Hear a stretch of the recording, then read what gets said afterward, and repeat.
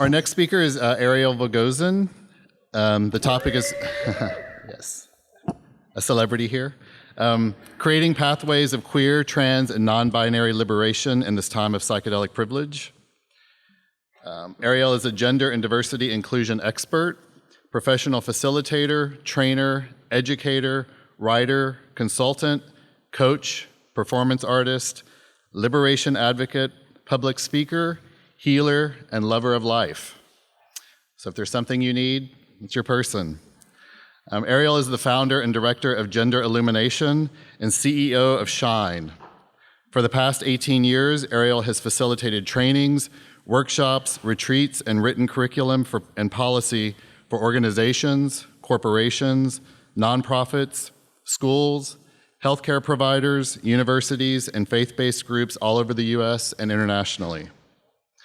Ariel has facilitated, Ariel has facilitated gender inclusivity and diversity trainings for major tech companies, policy institutions, healing centers, and communities.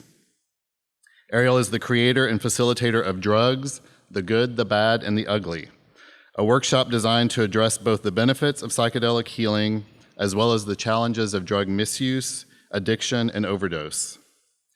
Ariel is committed to creating a Queer Zendo and training psychedelic therapists in the specific needs of LGBTQ and all marginalized communities. Ariel is a ritualist, ordained Kohenet priestess, I hope I got that right, and graduate from the Pacific School of Religion Changemaker Fellowship with a certificate of spirituality and social change. Along with gender justice, Ariel's work focuses on intersectionality, consent, commitment to working from an anti-oppression lens, and creating communities across diverse cultural backgrounds.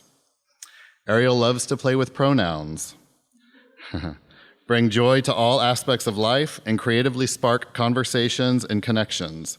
Ariel is available for trainings, workshops, teaching, consulting, healing, ritual sessions, performing, and speaking engagements. So please welcome Ariel.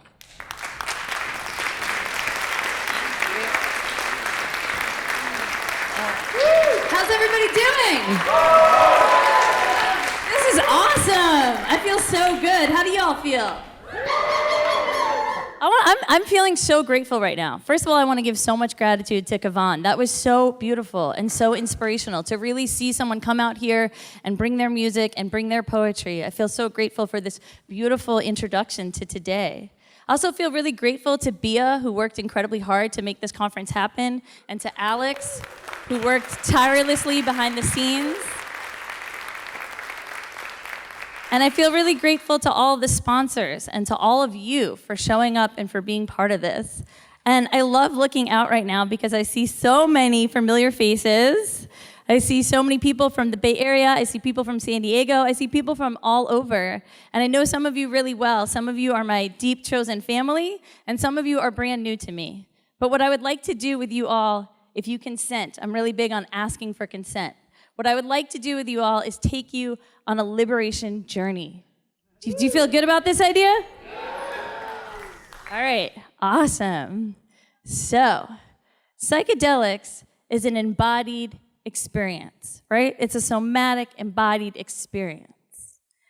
We live it, we feel it, it's something inside of us. So I wanna just bring us to feeling right now. Just want to feel where we are in our bodies, right? How many of you went out last night? I saw some of you at El Cento. How many of you were there last night at the party?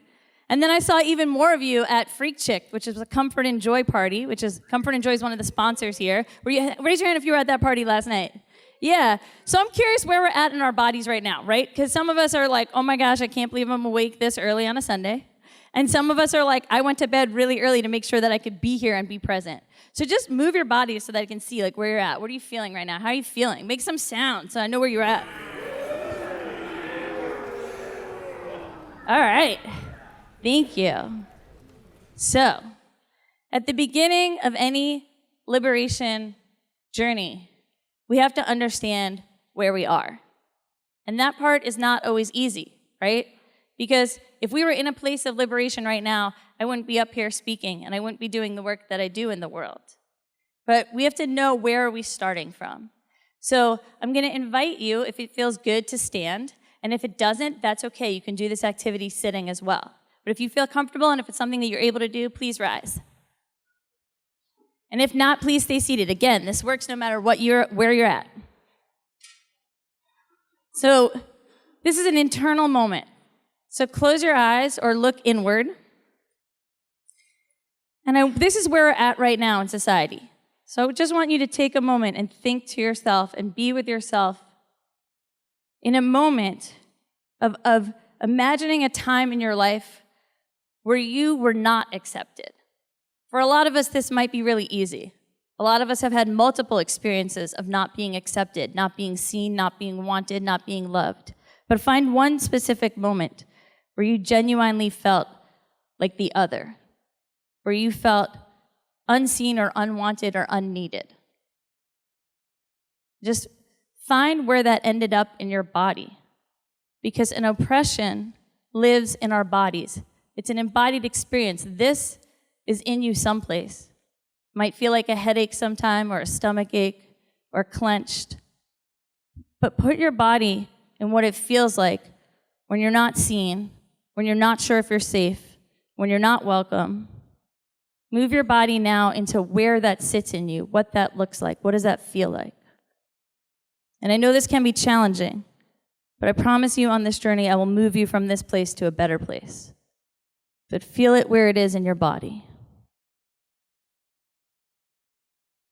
Take a minute to be in this.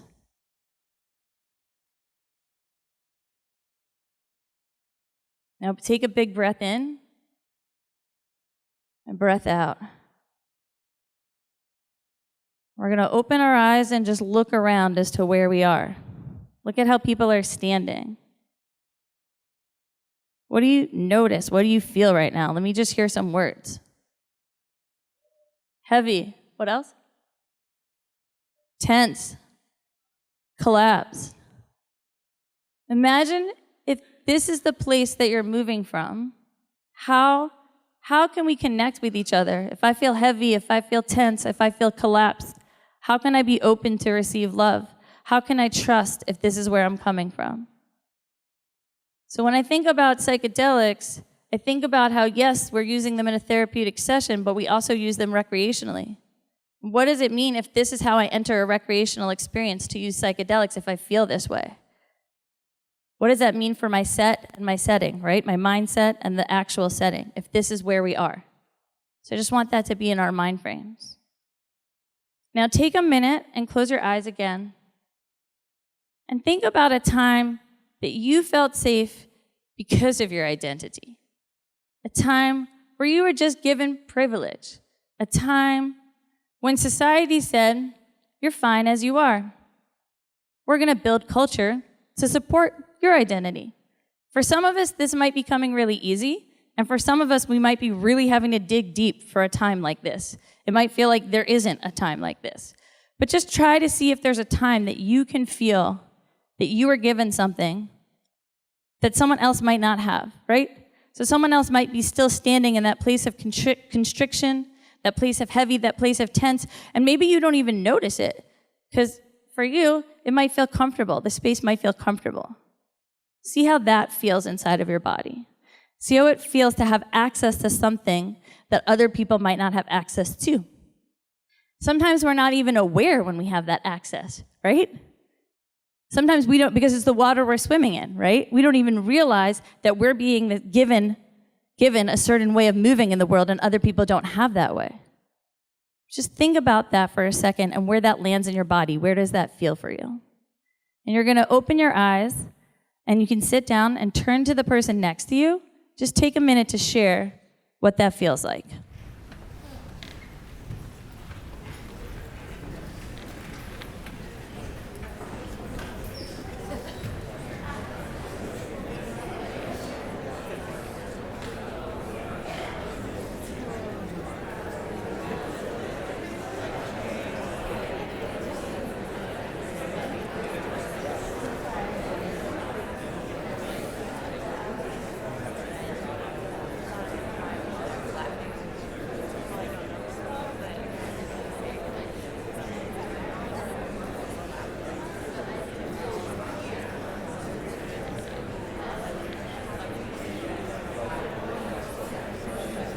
to make sure that each person gets a chance to share.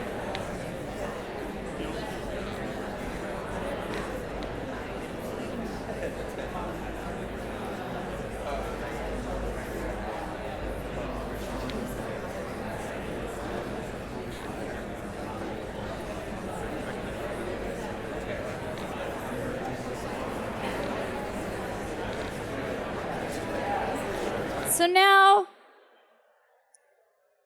we're going to take a big breath in together. We're going to breathe in together. We're going to come to a place of bringing our voices back down. We're just going to take a breath in and just look at your partner and just acknowledge them with gratitude, a little head shake, a little eye contact, give them some gratitude. Can I hear what somebody shared? Is somebody willing to just share what they said with their partner? Yes, speak up really loud because you're all the way in the back. Gratitude. Gratitude. Is there anything else that was coming up? Yes. For me, it feels scary because I'm wondering how someone's trying to manipulate me. And I'm worried it doesn't feel real. Not feeling real, feeling manipulated. Is there anything else that needs to be shared? Yes. Yes. I felt like when you said the picture of the painful thing, I could picture that easily, and that sense of tension, all of that came so quick. And then when you said the picture, something where you felt loved and accepted because of who you are, I could see those moments, but I couldn't feel that.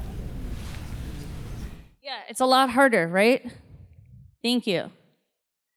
So where we are right now in our journey is at a moment of talking about privilege, talking about oppression, talking specifically about psychedelic privilege.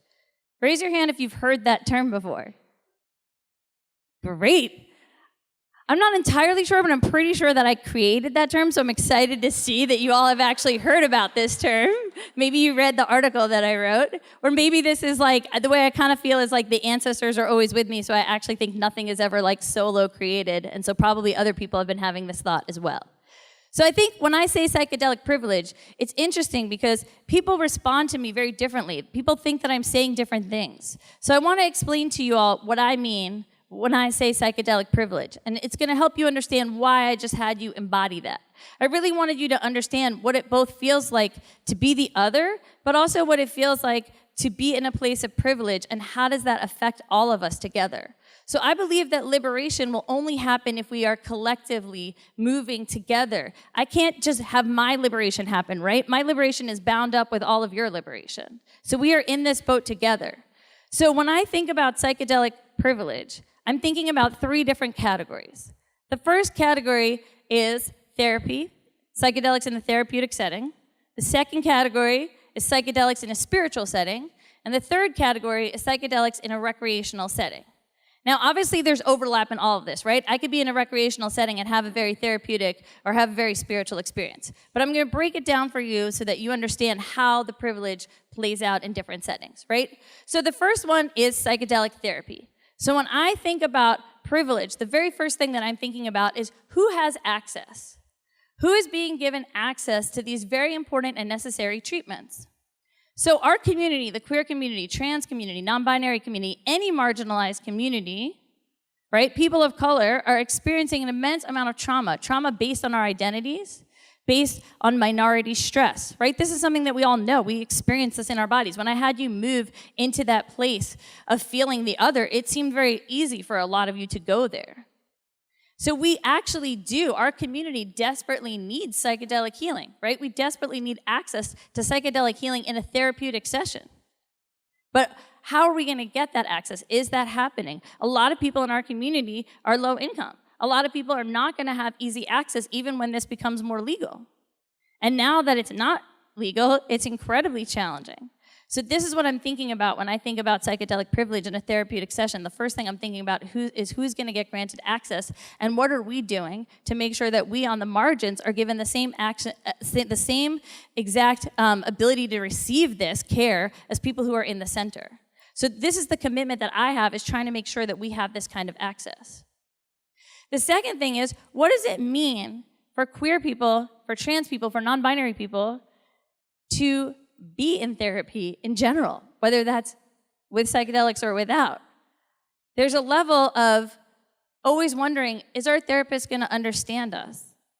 Are they going to really be with us on this journey? And part of that is, for so long, our community was told that there's something wrong with us, that there's something mentally wrong with us, right?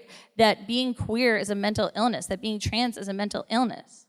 That's not true, but we were given these messages. So what does it mean to then be in therapy? How do we trust therapists if for so long the medical community was not actually trustable? Do we know that when we walk in, and then when we're gonna sit with a therapist and be in a psychedelic setting, that they're gonna understand our bodies, that they're gonna know what dysphoria is like, that they're gonna be able to hold us in our multiple gendered experiences or our multiple sexuality experiences? So these are some of the fears that are coming up. So when I'm thinking about privilege, I'm thinking about how are therapists being trained right now? And are they receiving the training that they need to show up for our community? Because other communities, when they go in for this kind of therapy and this kind of treatment, they will be met because the culture is already meeting them. But we're so on the edge that what I think needs to happen is there needs to be real training so that people know how to work with our community, know how to work with the margins. I also think that we need more queer and trans and people of color therapists, right, doing this work. So that's what I'm thinking about when I think about therapy and in a psychedelic setting. I also know that there was a lot of initial work that had been done where people had this idea of like two therapists in the room doing the MDMA trial studies where it was one man and one woman. And I understand the need for two, but I'm wondering, like, does that work for queer people? Does that work for non-binary people? Is that the best method for us? What do we need to be able to trust the people that are there showing up for our healing? So this is what I'm thinking about. Access. And also, are the therapists able to meet the needs of our community? So the next piece, when I think about privilege, is psychedelics in a spiritual setting.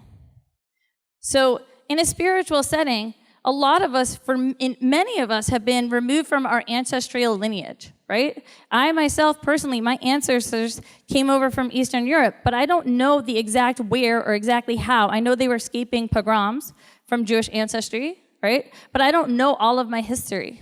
A lot of people were forcibly brought to this land, so they don't know the history of their ancestors exactly, right? And then there are people that don't know the history of their ancestors because there's a real way that white supremacy plays out, and where I think a lot of people who are white don't even know their ancestry or their backgrounds because everybody's just in this mode of like whitewashing and whiteness to gain access to power. So what does that mean when we go into doing plant ceremonies that might come from a different culture than us? What does it mean if I'm given access to an indigenous ceremony while maybe the person who is indigenous doesn't get that same access? Is that okay? Do we know what land these plants came from? Do we know what people originally worked with these plants? Are we, if we're not part of that community, are we actually willing to show up in solidarity with those people and in their struggles, in their everyday struggles? Sometimes I think that we want psychedelics to heal us magically, right? That it's almost like a bypass to doing justice work. That maybe if I just take this medicine, that all of us will magically heal, right? The other day someone said, what if we were just able to give psychedelics to all these people in power that are harming us, that are being oppressive to us, right? I don't think that that would exactly work. I do think that these are our guides and they're our allies. That's how I see plant medicine and psychedelic medicine.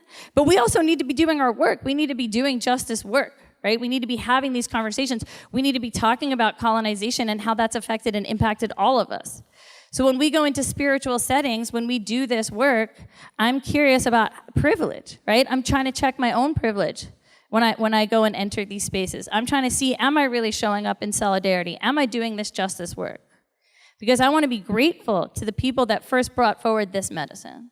And I want to be in that gratitude and in that solidarity. So the final piece about understanding psychedelic privilege is recreational use, right? So recreational use for me right away brings up the fact that this is still illegal. And we know that certain people from marginalized identities, especially people of color, if they're found with an illegal substance, are going to have a much harder time than white people. So that's something to think about when we go into a recreational setting, right? And if that's in your mindset, if there's this level of very real, it's not paranoia, right? It's a real fear of how cops treat people. But if you're going into a recreational setting and you want to drop into your experience on psychedelics, how are you going to do that if you have a real, genuine fear of what's to happen, especially if we're doing psychedelics in the city, right? So then the other piece is around gender. I really see in my own body, I identify as genderqueer and non-binary. I was raised female. And I see in my own body that there's a level of lack of safety that I'm constantly experiencing. So when I go into a recreational setting, I'm constantly paying attention to, is my body safe? Am I safe in this space? Can I actually take psychedelics and go really deep on a journey? Sometimes the answer is no. 2 nights ago, I was at a queer party, and there were people, lots of people had offered me psychedelics, but I didn't feel safe at that party because somebody had already come up to me and said, they had already asked me if I wanted to hook up with them, and I had said no. And then they proceeded to literally stalk me out for the rest of the party and actually said to me, I will keep following you until you have sex with me. So to me, that was not the party for me to go deep on a psychedelic journey, even though so many of my other friends got that opportunity. And that's not a unique experience. I think people who are trans and non-binary and people who are cis women, I think we are constantly having these experiences of being threatened based on our bodies, right? So what I notice is that cis men often get to take heroic doses in a recreational setting, right? They get to go really, really deep. And I'm like, I don't think I can go that deep right now. I think I better watch myself because this environment might not be the safest for me. So what does that mean if cis men get to go really deep in a recreational setting and they're taking really big doses? Well, who's going to take care of them? The people that didn't get to dose as high. And why didn't we get to dose as high? Because of our identity. And what does it mean then that you have women and trans people taking care of cis men and they're going deep and healing, they're getting all this healing, right? And what does that mean for the rest of us? So this is what I'm thinking about when I think about psychedelic privilege. It's intense, right? That's a lot, right? Okay, let's just shake for a second, because that's a lot, right? Privilege is hard. Right? But I have a strong belief, I have a really strong belief in change, in social change. I really believe that we have the possibility to create change. So that's why I created Gender Illumination. Gender Illumination is a nonprofit that focuses on creating healing, ritual, and leadership in the trans and non-binary community. So one thing that I want to see happen, one thing that I want us to offer, we're already offering healing sessions and support groups and a mentorship program. We're doing this right now without the aid of psychedelics for numerous reasons. One, I'm not exactly sure how to bring that in quite yet, right? There's not a legality around that. But my hope is that the healing work and the ritual work that we're doing, my hope is that eventually we can partner. We can partner with therapists that are already doing psychedelic healing, and perhaps we can fix the problem of lacking access in our community. So that's one idea I have. The second idea I have is through Shine. So Shine comes in, and what we do is trainings. I've been teaching trainings for all different communities, healthcare providers, businesses, nonprofits, faith-based communities, trainings on gender inclusivity, LGBTQ inclusivity, racial diversity inclusivity. Imagine if we could train every single therapist to know how to work with marginalized communities. Imagine if we can work with them so that we really do genuinely feel safe when we come in for these important healing sessions. Right? So I believe that together we can be really creative and come up with ways to push through psychedelic privilege and to collectively feed our liberation. So those are my ideas for solutions. And there's one more piece of the puzzle that I think is really important to talk about. And this is a really vulnerable piece of the puzzle. So are you with me? Are you ready for me to get even more vulnerable? Because this is like the dropping in super deep, more intense personal story. And I want to share this personal story with you because this is a big part of the healing work that I'm doing. So in my introduction, you might have heard that I facilitate a workshop called Drugs, the Good, the Bad, and the Ugly. And you might have heard that we're trying to start a Queer Zendo. We are starting a Queer Zendo. It's going to be called Queer Dome.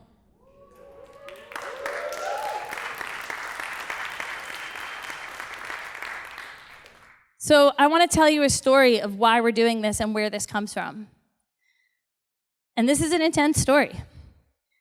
Psychedelics, as we know, can be really healing. For a lot of us, it's the first time that we got to be true in ourselves, that we got to understand our own sexuality, that we got to understand our gender, that we got to really explore and go deep.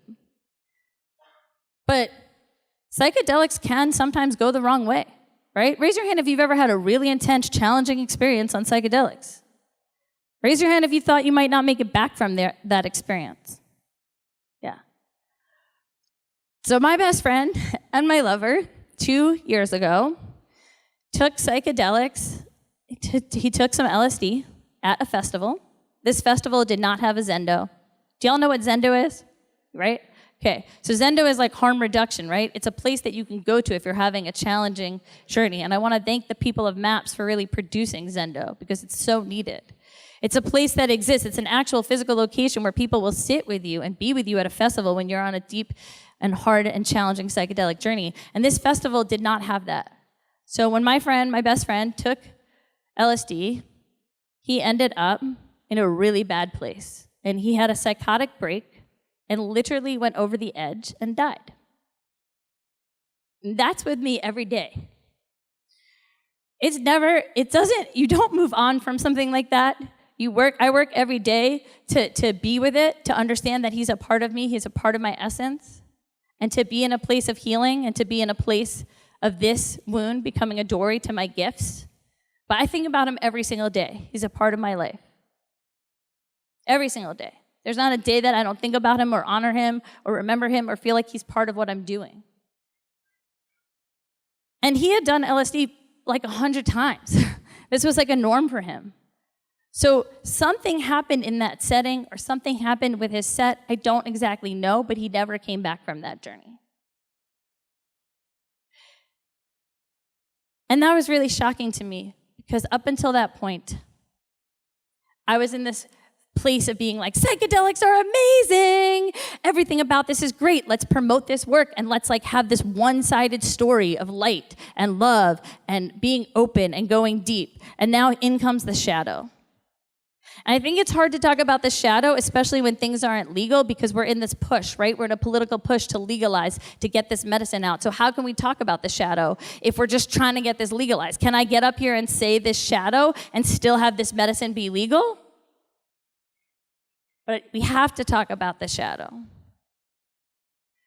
So after he died, I started thinking, how am I going to make this wound a doorway to my gift? And I thought, maybe I should do a workshop because I don't think that I can heal by myself. So what if I do a workshop called Drugs, the Good, the Bad, and the Ugly?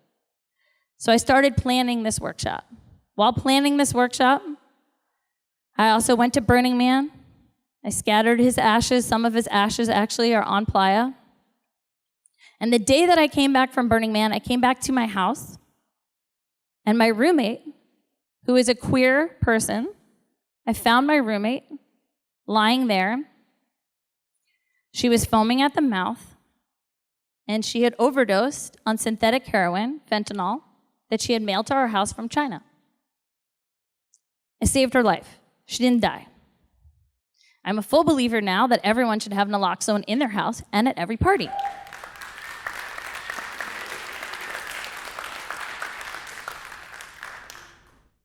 These two experiences, right? It's like I'm already building this workshop, Drugs, the Good, the Bad, and the Ugly.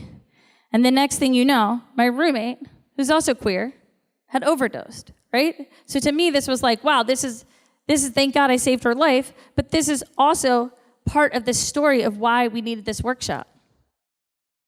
And there's another piece. I started doing research to find out, is there something about queer community that are we statistically higher at risk for becoming addicts? And the research says yes. We're actually 30% more likely to suffer from addiction. And I really think that's because we're self-medicating. I think it's because we're not given access to therapeutic psychedelic sessions, that we just try on our own. We try whatever we can, right? We try the best that we can, and we end up in situations where addiction happens, and we end up in situations where we're harming ourselves and harming our community. And I think it's really, really hard to talk about addiction, especially people that are addicted to substances that can be used for benefit, right? So I have seen a lot of our queer leadership suffer from addiction. And I want to share one more story about why I created Drugs, the Good, the Bad, and the Ugly.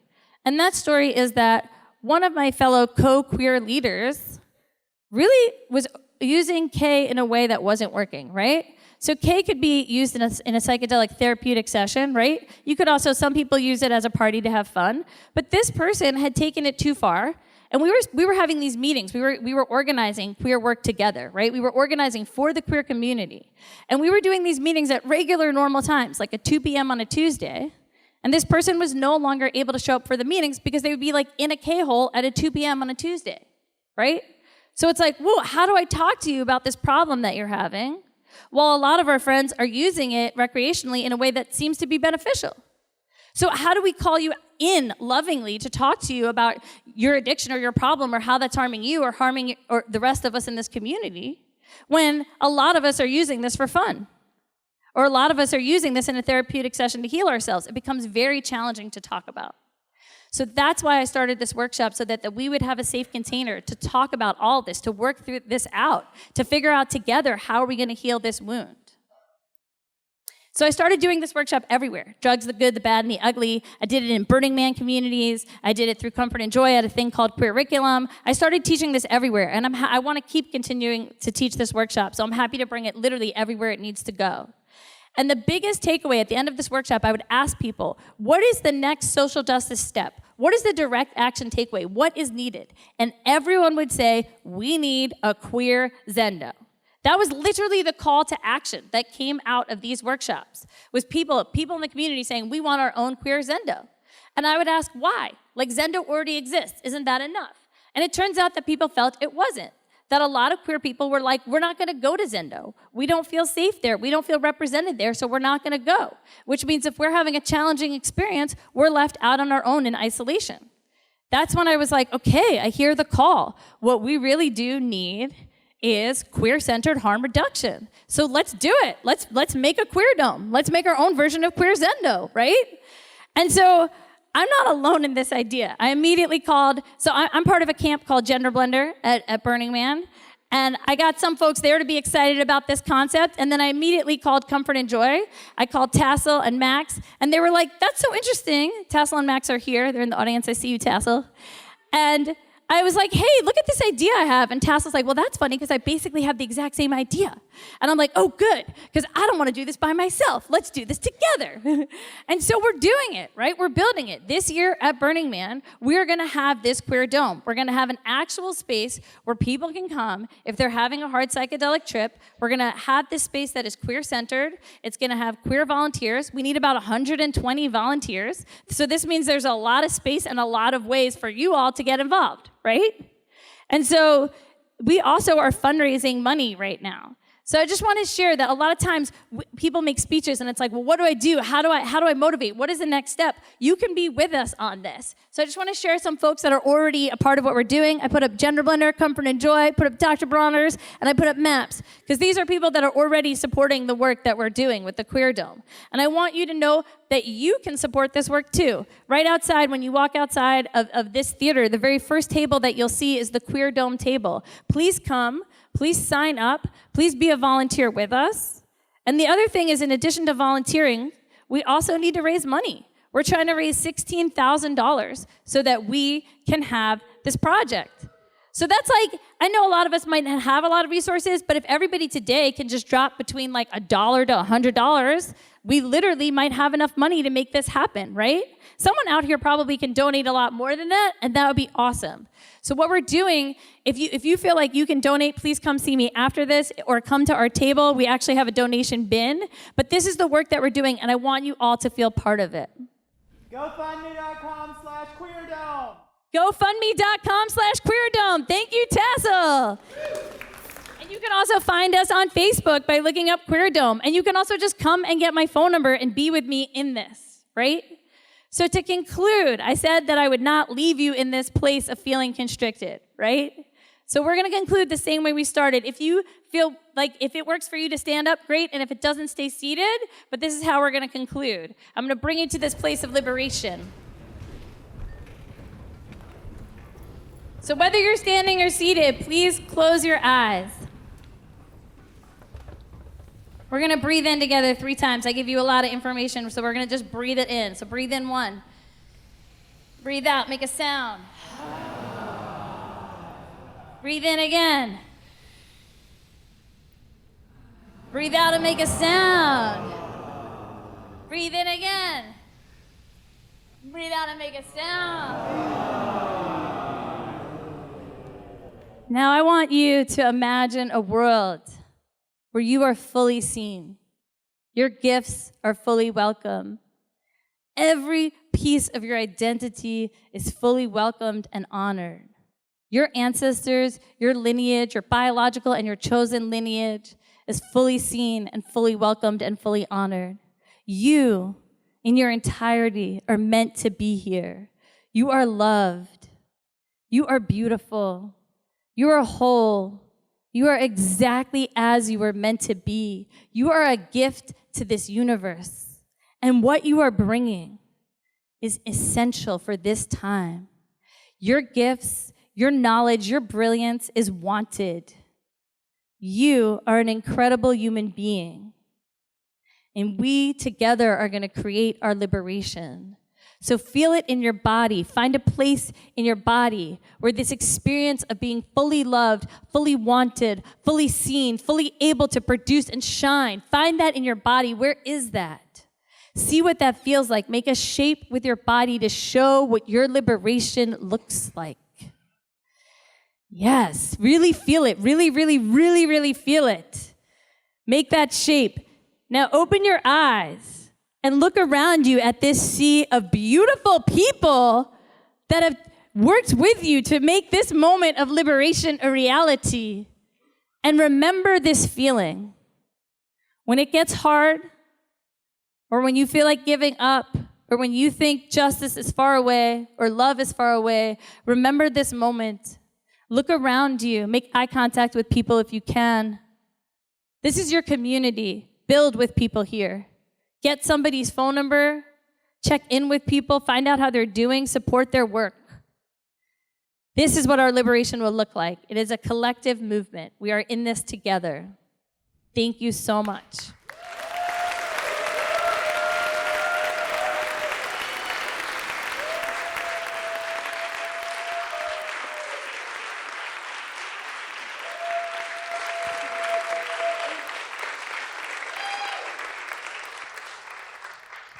And that, my friends, is how you stay in contact with me. So please write it down. I love meeting new people. I love building communities. So please stay in contact. And I think we have questions. It's Q&A time. Come down if you have any questions for Ariel.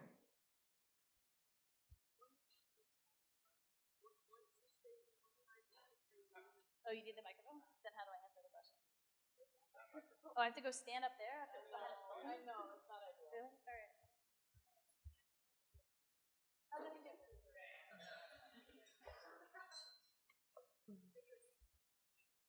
Hi, my name is Courtney. I wanted to circle back to what you were talking about in terms of like access for folks who are doing therapy, because I'm a therapist. I'm actually in the CIS program and going to complete the MAPS program. I'm queer, I'm Black, I'm here to serve the community. And I was talking to one of my colleagues who's in the cohort with me about how I feel like at one point I was the only person in the room that thought, how can I get this to drug dealers in my neighborhood?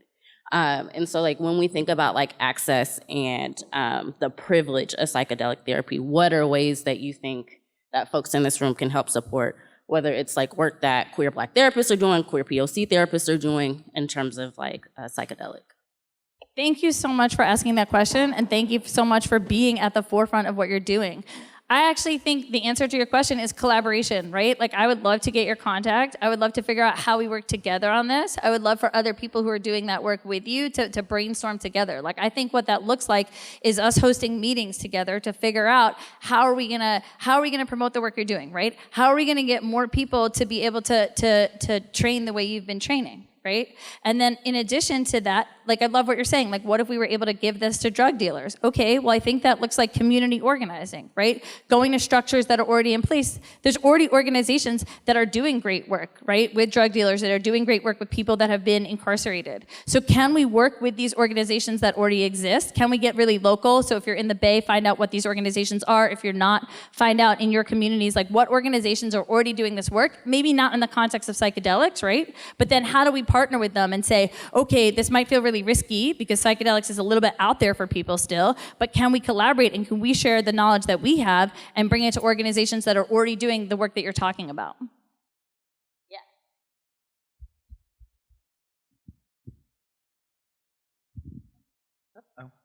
Angel? Well, there you go.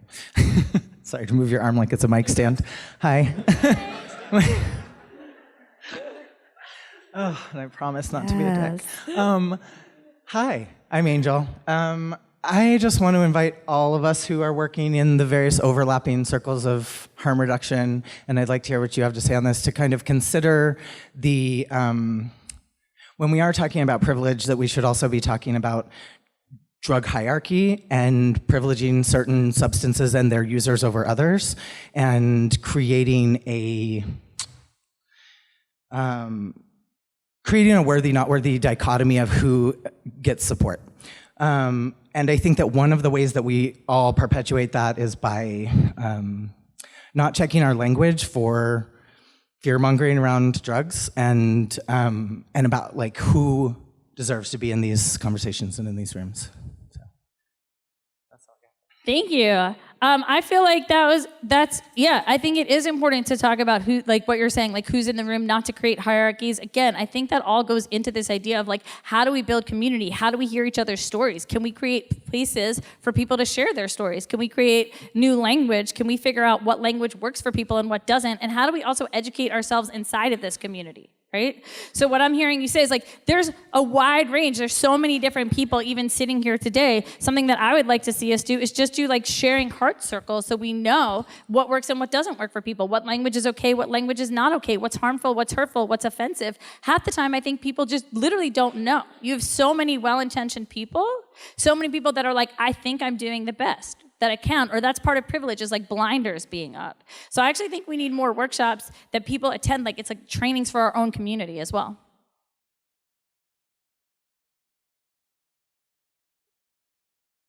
My name's Reaver, and I just wanted to say thank you for sharing that particular hard story. I kind of came in late to this one, and that took me very much by surprise to hear a story like that, and I very much appreciate the telling of that story, because I have a friend that they died in a different way. They had a similar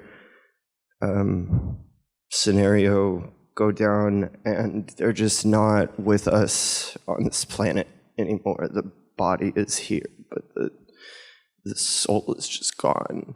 And I feel like the community needs to hear those stories more, even though they're extremely hard to tell and could potentially be detrimental.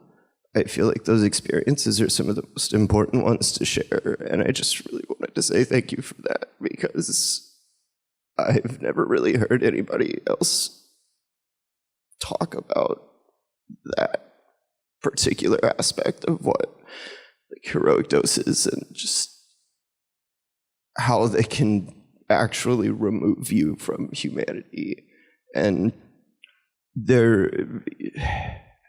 I don't want people to be afraid of the medicine, but the respect is one of the biggest things that kind of came to me in my own experience with that sort of thing. And I just wanted to say thank you for that very, very, very much. Thank you so much.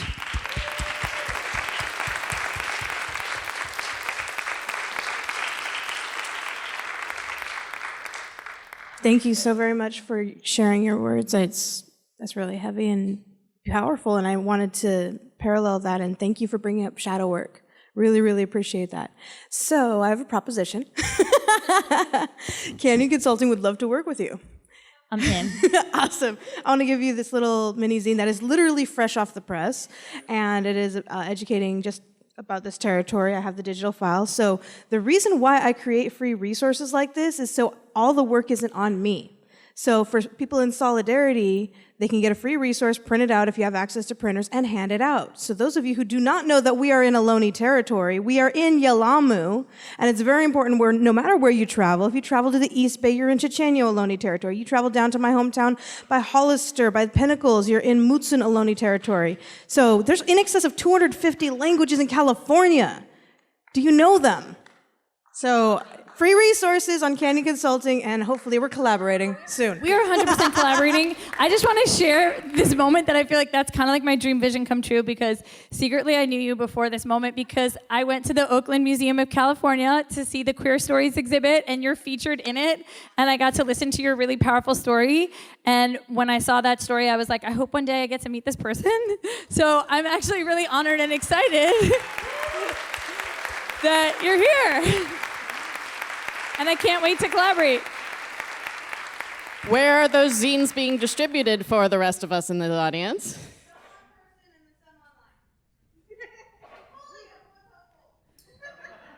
Yeah, I just also want to do another institutional thank, and I want to thank Comfort and Joy and Dr. Broner and Gender Illumination and Shine. The first two were sponsors, gave money, and the second two were community partners. So it was part of our policy. We're trying to create something nice, and so we decided to invite community partners and give them free tickets. And, you know, it's something that we're trying to learn how to do, like what are the policies and how do you create community and how do you make this sustainable and collective at the same time. So I really appreciate all the support that we got. I also want to remember the memory of my friend Daniel Jabbour that died also in a tragic way, overdosed, and he was the founder of the Psychedelic Society of San Francisco. The San Francisco Psychedelic Society is here as a community partner, and he was just a really, really wonderful person that organized my first lectures in the US and was like, yeah, you should come here, you have something to say.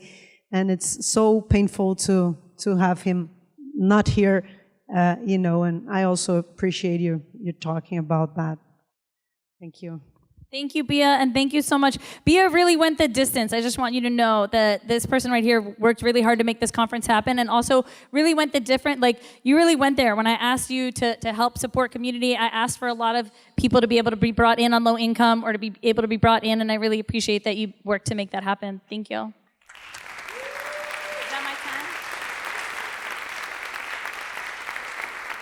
So I think that's my time. I want to just honor you all again. Thank you so much. This has been so wonderful to be able to be up here speaking, and this really is a collective movement. Please take my contact information. Please come sign up to volunteer at Queer Dome and donate right outside at that table. Thank you all so much.